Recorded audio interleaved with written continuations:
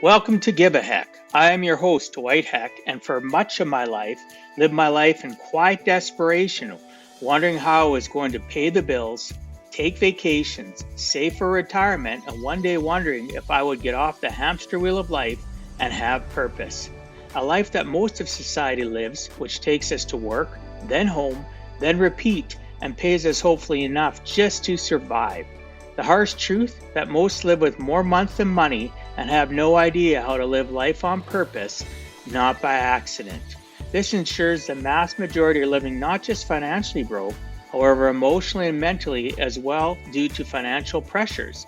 In each episode, I will introduce you to thoughts, ideas, and guests that can help you to learn how you too can live life on purpose, not by accident. Good day and welcome to Give a Heck. On today's show, I welcome Greg Kettner. Greg is a humorous keynote speaker and virtual business coach who champions his clients to be the best they can be by aligning their people, patterns, and progress to elevate their business and workplace culture across North America. Over his 23 years sales and management career, he has been a top producer for SAP, Nike, the Vancouver Canucks, Vancouver Whitecaps, and BillDirect.com, producing over 12 million in products and services.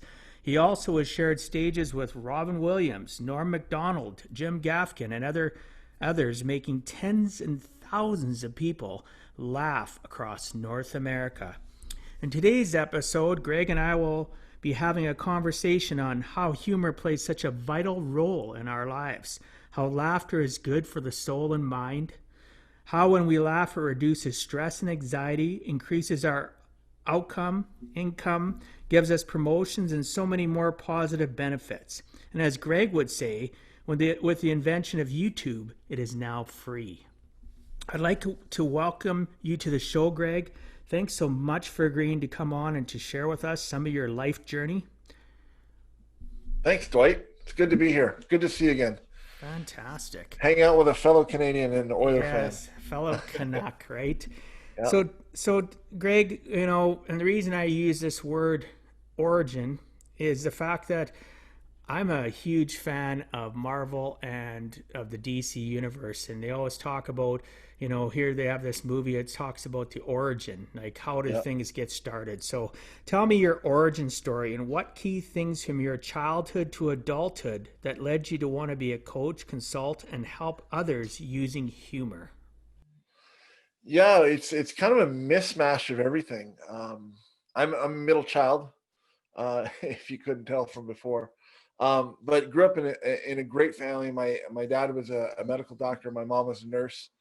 My brother went on to be a psychologist, and my sister's a principal and teacher, and I was the sales guy, like the class clown. The things that I learned from my family, how to serve other people, how to make the world a better place, I guess really always stuck with me. And you know, I went to college and did that, and got into sales. Really loved what I'm doing. I'm still in sales. I'm still helping people, better themselves and better their companies through my speaking and coaching. But I think the thing that really has grounded me is my parents always taught us to give back.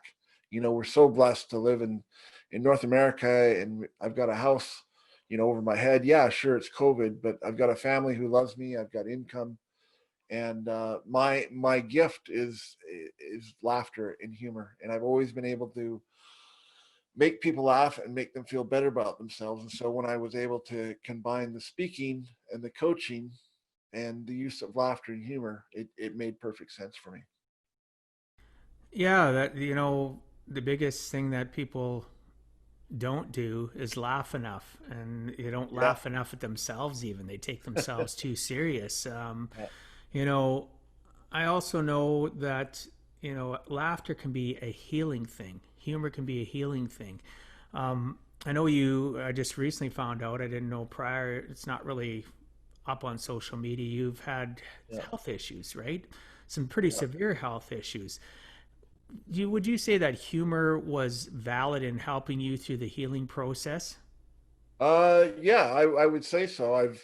Been through 3 different heart surgeries throughout my life, and even recovering, I was, you're in the hospital bed, your head's still kind of foggy, but when the doctors or the nurses, would come and check on me, had the ability to make them laugh, and laughing is, probably the best medicine for us. And like you mentioned in the intro, it's free now with YouTube, or sharing here on podcasts, or Facebook groups, that sort of thing. So it's been really powerful in my life, and my motto is to change my world one laugh at a time, because it's a powerful thing. And I think the older we get, the less we laugh, unfortunately. A recent study out of Harvard showed that babies, up to 3-year-olds, laugh 300 times per day, Holy smokes, I didn't know that. and as adults, we average 17.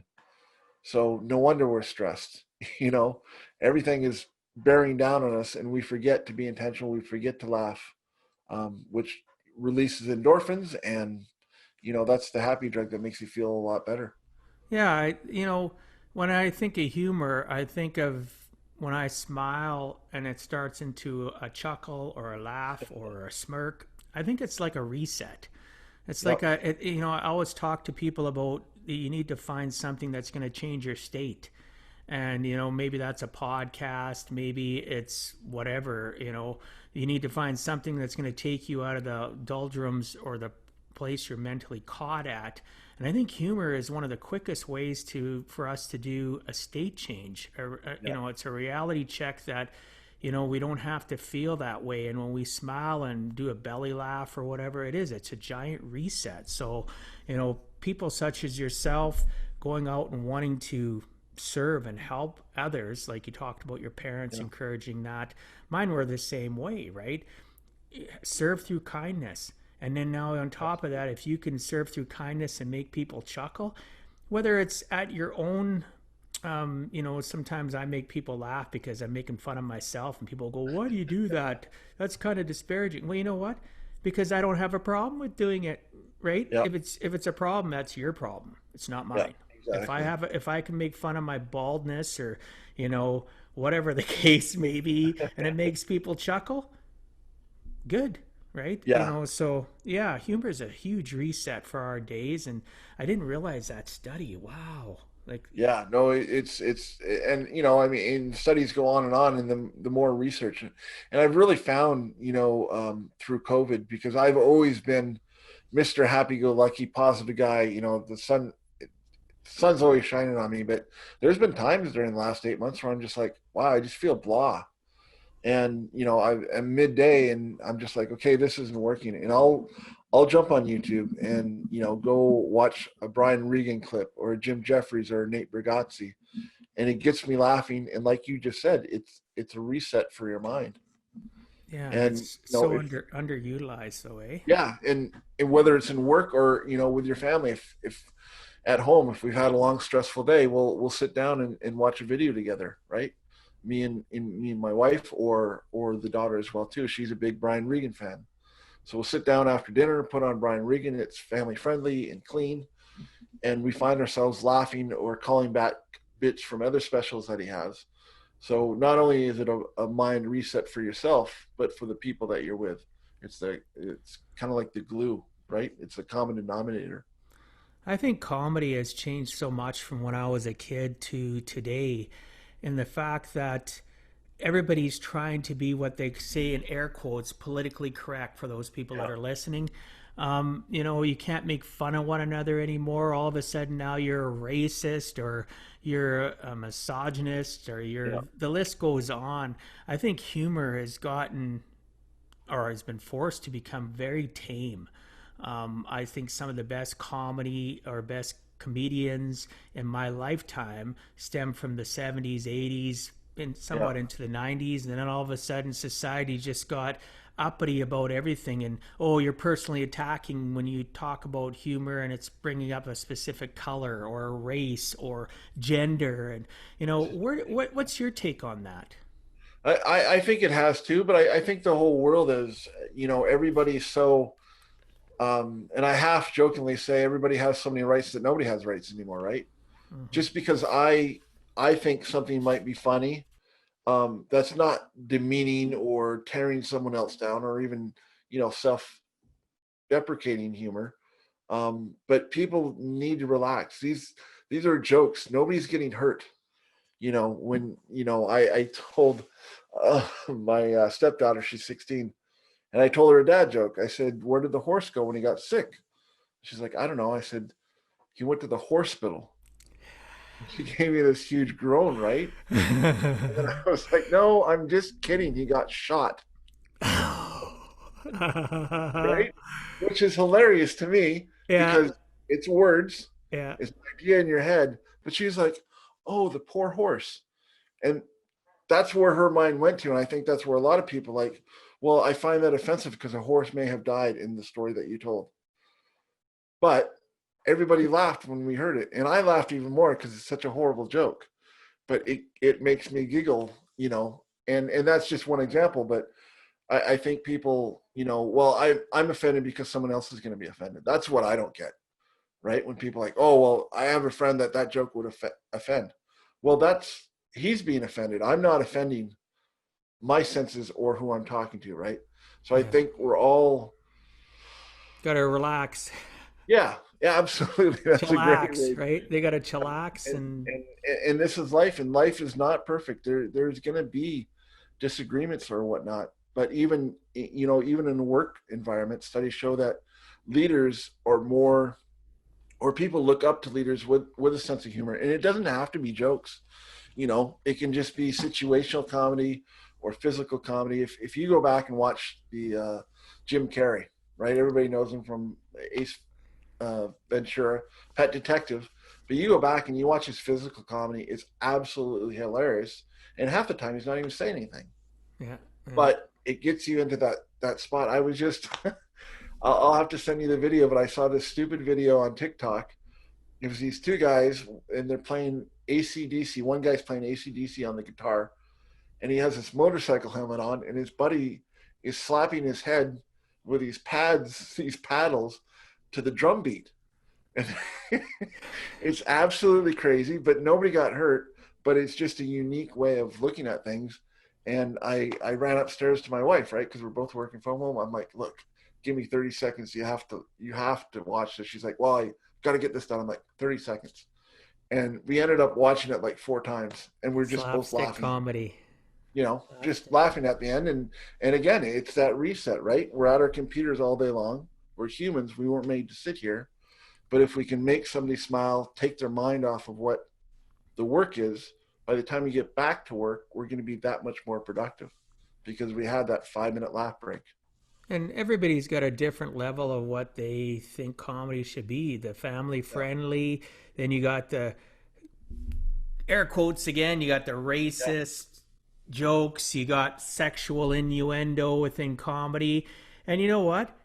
Everybody out there that's listening to this, if you have an issue with some comedy that's out there, don't listen to it. Just like Yeah. social media, scroll by. You do Yeah. you, I'll do me. If I like a specific type of comedy and you're all gonna get up in your get your ginch in a knot, your panties in a knot, then that's your problem.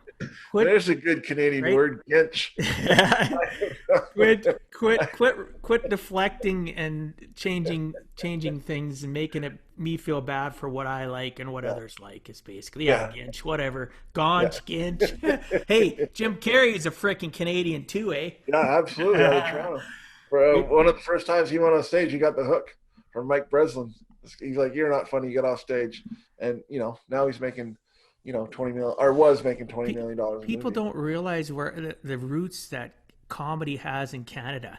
Yeah. Dr. Allard in Edmonton with SCTV, and then it moved out east, but it started in my city, Yeah. right? No, exactly. They used to, John Candy used to be here. So Yeah. did Eugene Levy, and the list goes on. Norm Comedy, Macdonald. yes, he was in Edmonton lots. Comedy is so rooted in Canada, and I'm not saying that the U.S. doesn't have a lot of great comedians and stuff, but you think about the roots of people like visionaries like Dr. Allard owning ITV, which eventually became global in Canada here, global network. Visionary man. He gave them a little room to work out of, and the building still stands, right where they did. And you look at some of the initial clips of SCTV where they're throwing a TV out of the building. That's the building right over here on Allard Way, Yeah. right? He's, God rest his soul, he's passed Well, away. even Saturday Night Live, Lorne Michaels is Canadian, right? Yeah, you betcha. All of that, and all those Phil What's Hartman. Yeah, you look at some of the most famous comedians and famous singers, the list goes on.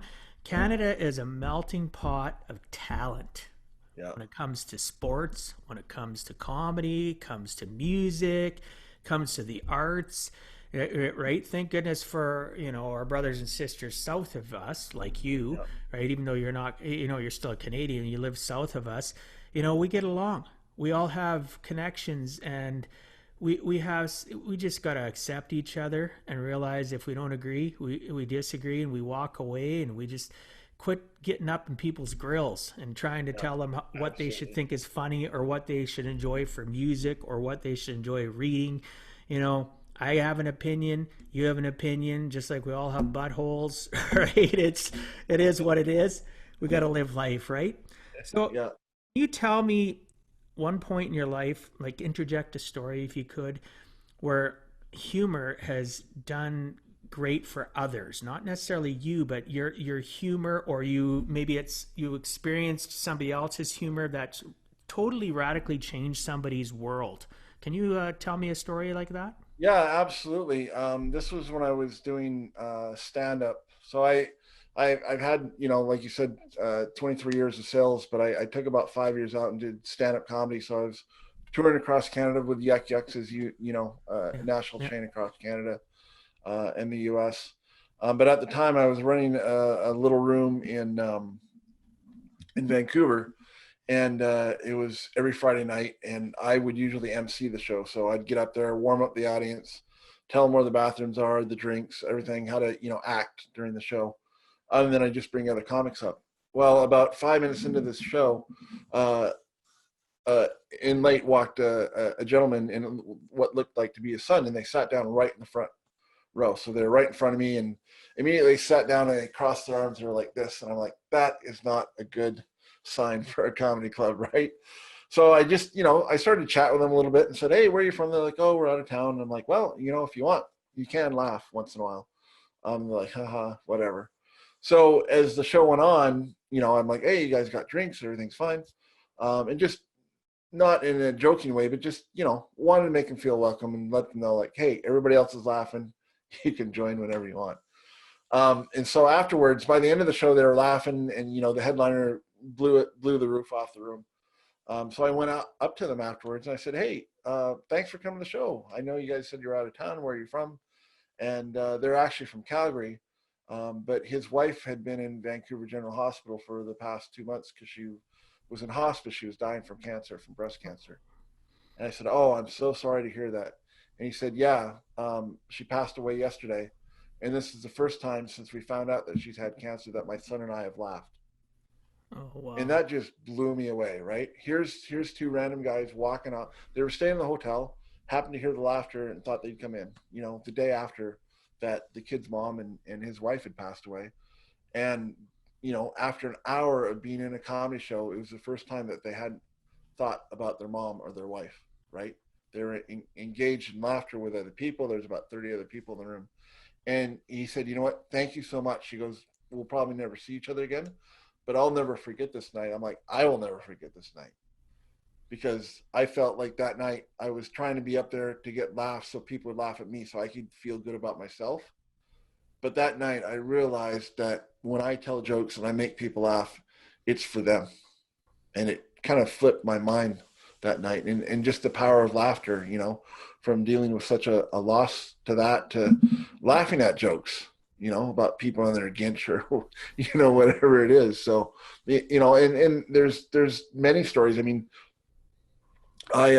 somebody reached out to me from the Humor Lab, which, is the Facebook group that I started Yeah. at the beginning of COVID. And now we've got, almost 9,500 members, and we're all on there, and it's been a great community because it's PG-13, it's non-politics, and it's non-bullying, right? If there's any of that, I'll kick you out of the group. I have no problem. We got enough members. But I had a guy reach out to me, have no idea who he is or where he's from, but he just said, you know what, I wanted to thank you and write you a quick note. I've gone through COVID, I've gone through a divorce and health issues, and I'm a single dad. And he goes, this has been overly stressful for me, most stressful time in my life. He said, but every night I get on, after the kids go to bed, I get on the Humor Lab and I scroll through. And by the time I'm laughing, and it's easier to sleep. So it's, again, it comes back every time. If you laugh, if you have fun, and if you have that positive mindset, life is so much better. Yeah, humor certainly. I can see how emotional you got when you were talking about that gentleman and his son that lost their loved one to Yeah, cancer.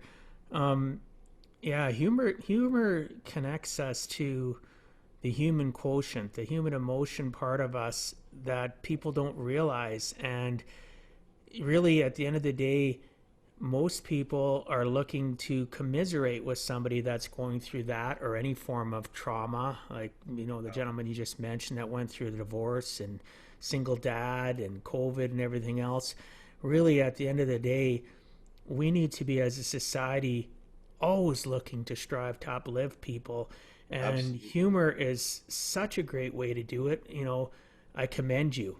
Right, most Thank you. people most people would be shying away from it, and you start up this group, and my next thing I was going to bring up was your group, so it really Yeah, transitioned really well.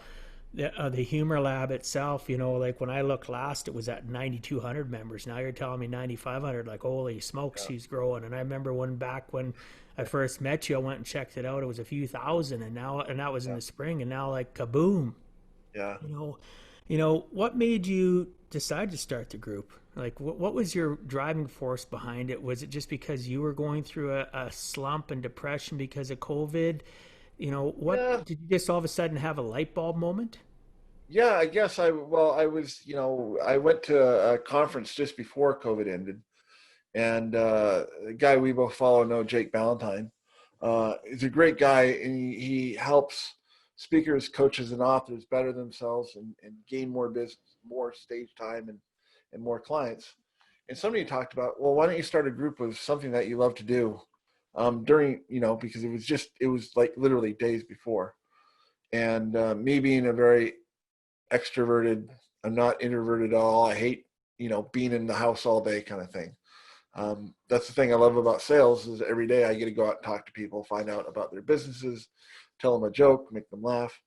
And so one night I was like, from my office, how can I make the most people laugh?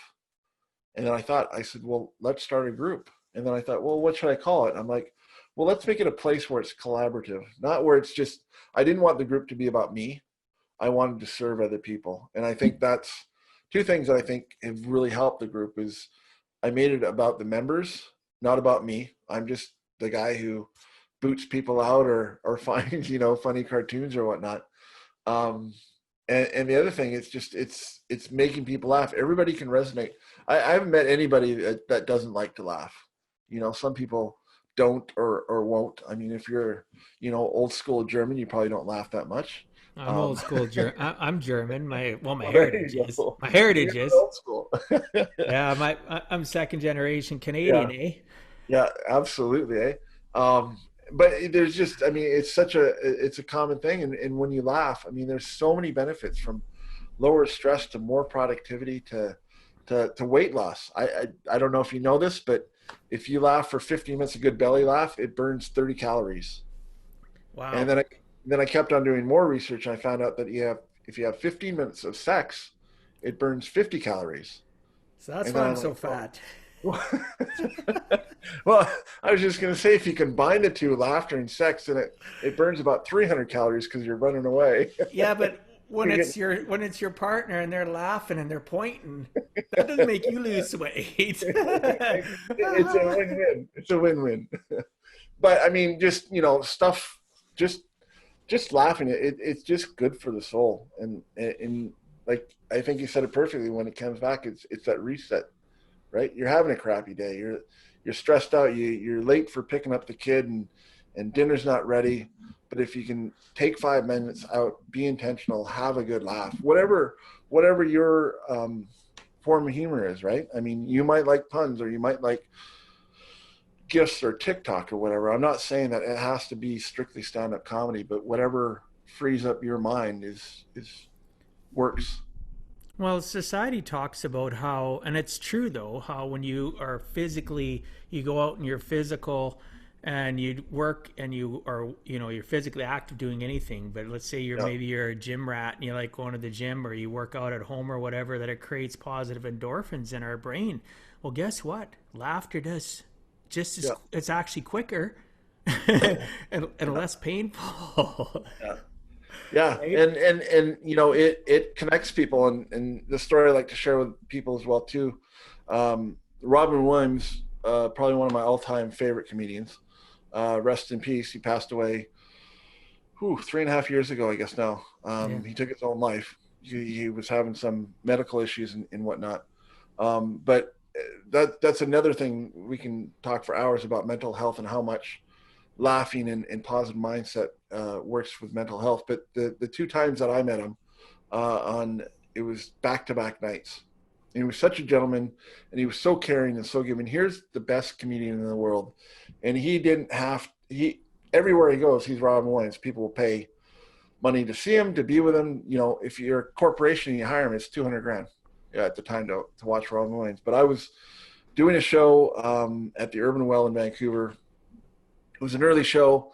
I was third on the bill, and we were just doing 5 minutes, right? So this was early on in my career, and 5 minutes into the show, or I was up, and halfway through my set, the door opened up, and in walked Robin Williams. And in my head, I'm like, "Holy crap, that's Robin Williams!" So I kind of like, "Hey," like a little schoolgirl. And he went and sat down at the bar. And at this time, there's 7 people in the bar, right? There's Robin Williams, a bartender, a wait staff, and 3 girlfriends from the other comedians who were going up. You didn't have to pay to come watch us, right? We were nothing. And so after my set, I went and sat down beside him at the bar because I'm a big fan. And I've learned over the years to treat celebrities like anybody else, right? We all put our pants on the same way. And so I walked up to him, like, "Hey man, how you doing?" He's like, "Oh, pretty good." He goes, "You're funny." I'm like, "Oh, thanks." I said, "Do you come around here often?" He goes, "No, I'm in town watching," or he was filming Midnight at the Museum. He's like, "Yeah, I'm helping out with this movie." And I'm like, "Oh, you know," and I totally blew him off, right? I'm like, "Oh, are you the camera guy, or do you hold the microphone? Like what?" And he just looked at me. He's like, "No, I've been in Goodwill Hunting and Mrs. Really? Doubtfire." I'm like, "Yeah, still nothing." So you played the poker face Totally perfectly. poker faced him, right? He's like, "Come on, Sweet. man." I'm like, "No, I'm absolutely." I go, "You're one of my favorite comedians, and I just can't believe that I'm sitting here talking to you, and you told me that I'm funny." He goes, "Well, you are. Keep doing what you're doing. How long have you been doing it?" So here I am with the best comedian in the world to me, and at that time, and he was asking me about how long I'd been doing stand-up comedy, and like, "Oh, well, did you try this tag or that tag?" Right? We had like a 10 or 15-minute conversation because I treated him as an equal, and we were laughing, and it brought us to the same plane. He wasn't up here, I wasn't down here. We were having this conversation. What a memory. So yeah, and afterwards, the guy running the show goes, "Hey, would you like to go do some time? 10, 15 minutes." And I turned around and I go, "Do you have 10 or 15 minutes?" Right? This guy's got hours and hours. He went up, he did 2.5 hours. Robin The did. bar, yeah, the bar is packed. There's 200 people. They're charging $20 to get in. It was a magical night. And then the very next night, I was going to another open mic at Yuck Yucks downtown Vancouver with my buddy Ian, who I hadn't told the story to.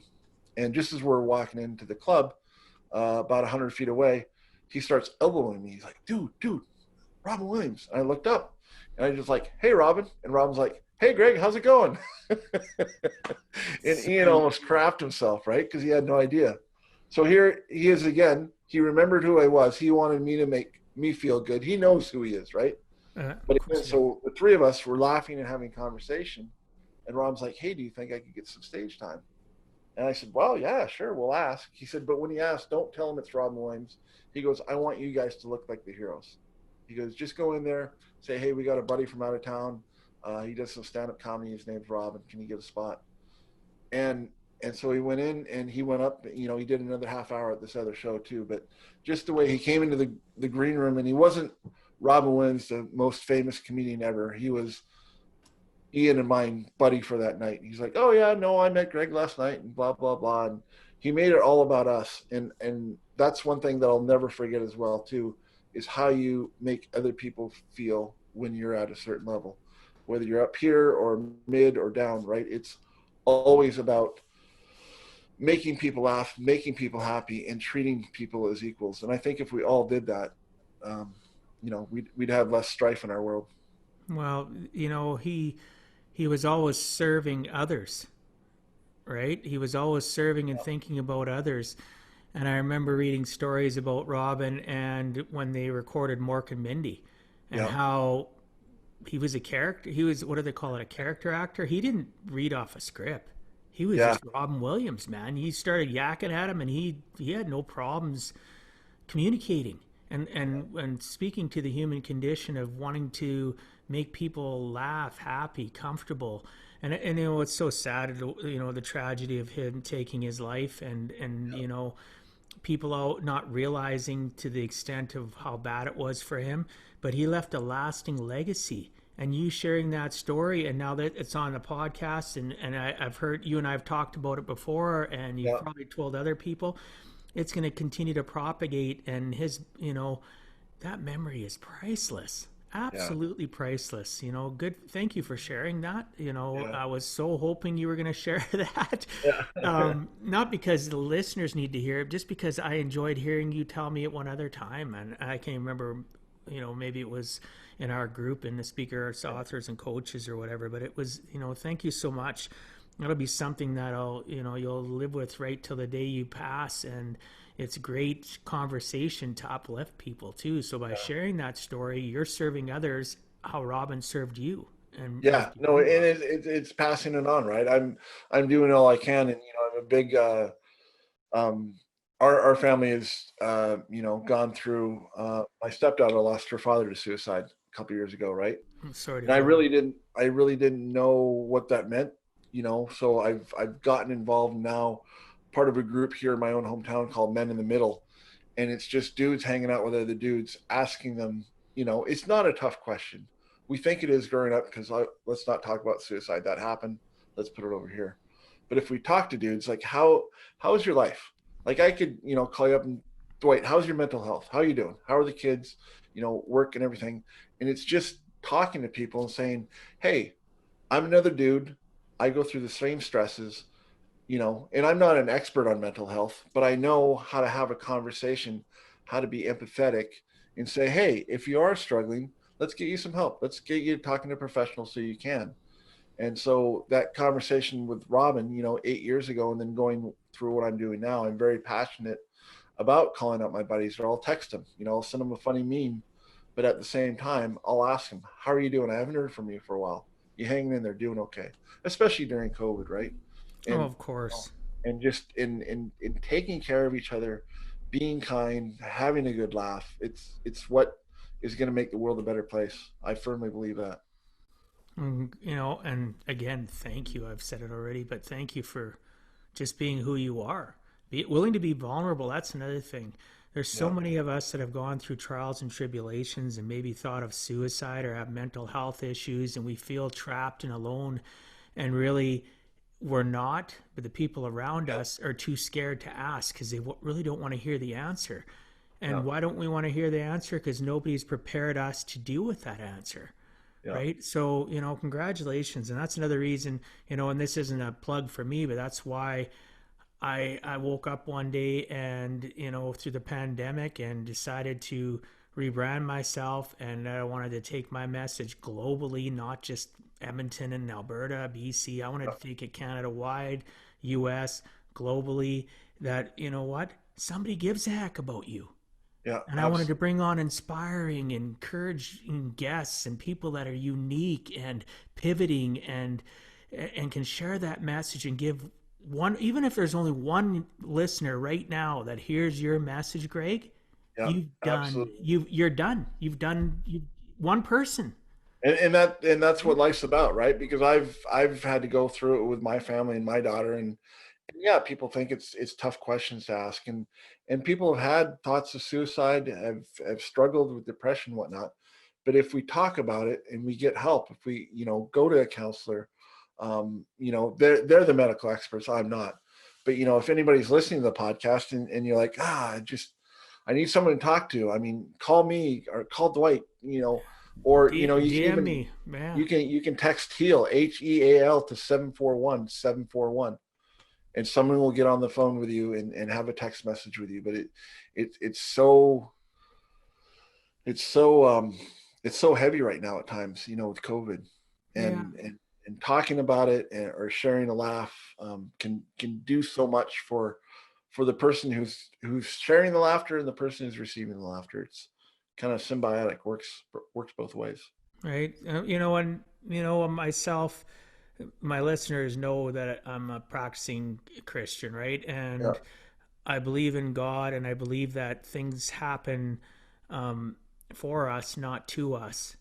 yeah, And you going through your trials and tribulations, from your heart surgeries to losing your job, to being a comedian, meeting Robin Williams, all these things have defined you to become the person that really you need to be. And then yeah, because you've defined who you need to be, you're helping a society as a whole.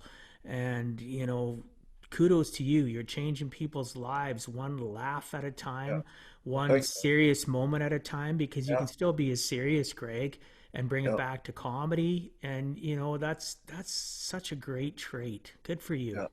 And also too, the people that are my clients and I coach with, none of us are immune to this pandemic, right? We have good days, we have bad days, we have stresses, whether it's the boss or loss of job or house payments or marriage or kids or whatnot.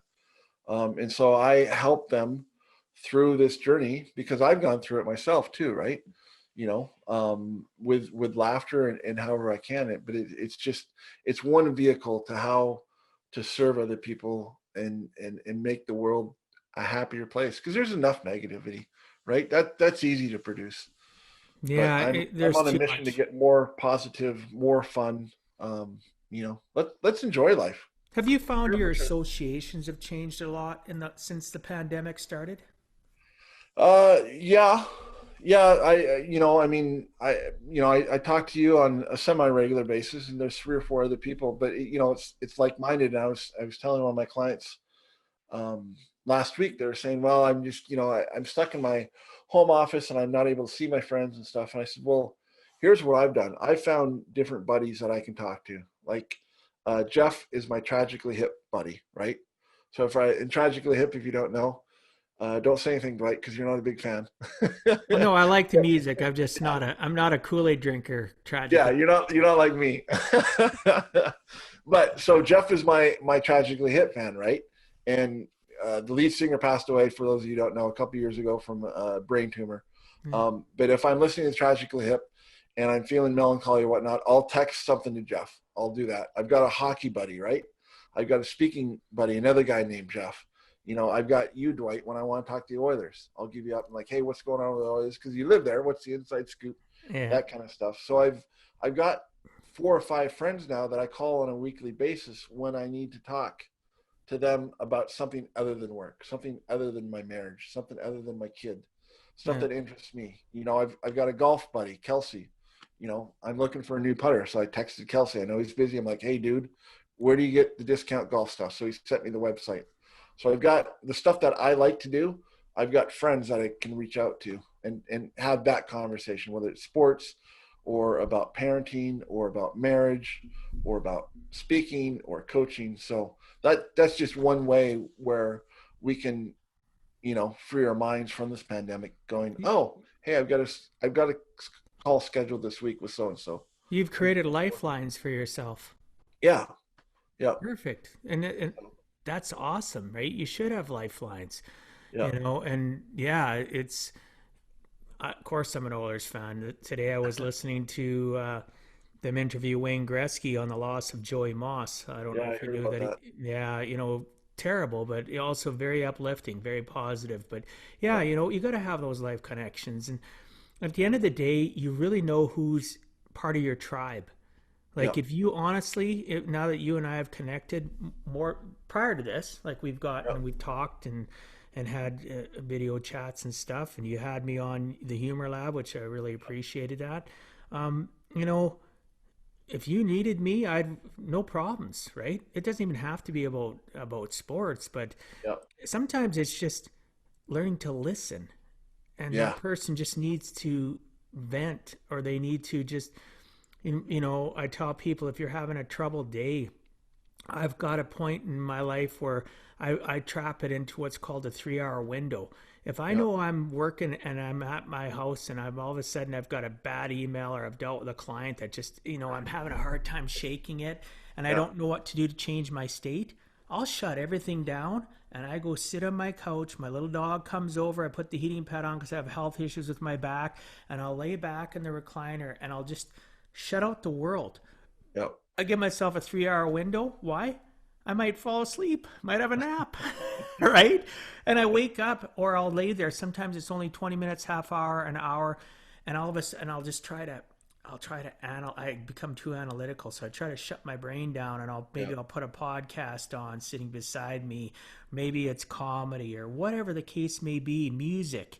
Music touches the soul. But one of the Absolutely. biggest things when we need to disconnect is having those connections or those lifelines and realize that our associations through those lifelines isn't the only association we need to change. When you're down, don't you dare listen to depressing music. Don't you Yeah. dare listen to depressing podcasts. Don't you dare watch a drama or a television show or a movie that's going to feed where you're at. Yeah. You need to flip things, pivot, right? We need to, Pick and as a yourself up and society, yeah, as a society, we're terrible at that because society in general would rather keep you subservient and anchored to controlling us than to uplifting us. So people like you and I and the people we associate with are so important that we yeah. keep ourselves healthy and continuing to help other people grow, right? Yeah. So, And like you do this as well too. I mean, we take care of ourselves, right, so that we can help others. And there's days I wake up, I'm like, oh, not another day that ends in Y, right? But when I exactly. have that thought, I like just like you said, I put on, one of my favorite podcasts. I'll give you a call or one of my other lifelines a call and say, hey, I'm having a blah day. What's going on, right? And by the end of the call, I've got my pick me up and I'm ready to go and go hit it again. Well, yeah, you know, I have a guy that is part of the. I think we were talking about this prior to the podcast recording. Yeah. Gentleman that I met through the 365 Driven Society, Bruce, 60 years old, and Yeah. he says our group has made a huge change in his life. And he out of the blue, and on Friday, I messaged him. I just been way too busy. Out of the blue, he just needed to connect with somebody. He said he wanted to connect with his Canuck buddy because he's an American, lives in Montana. And, you know, prior to that, I believe Bruce would have never reached out to anybody. He would just live in quiet desperation in the solitude of his depression and his, you know, not feeling that he's worthy. And it just reminds me why associations are so important, Yeah. right? And what we associate with, and constantly reminding myself it's okay that I was friends with this person, right? And now I'm not. Because in life, maybe we both are at that point where we commiserated with one another, but I chose to elevate myself and move on, and they didn't. Yeah. So, you know, don't get tied to our past. Sometimes people aren't meant to be with us our whole lives, right? Yeah. Sometimes it's just time to move on and time to find those associations and people that remind us, like you've reminded me how important humor is, right? Yeah. And that's a valuable lesson for all of us. And you're out there on a mission to make sure people belly laugh and do that reset. And you know, we're both doing the same thing in different ways, and that's Yeah. why our synergy together is so important. Where, you know, this podcast, I hope, makes a difference for people. I really Yeah. do, right? And it will. It does. Right. So Yeah. um, have you had many critics about your approach to helping companies pivot and growing using humor?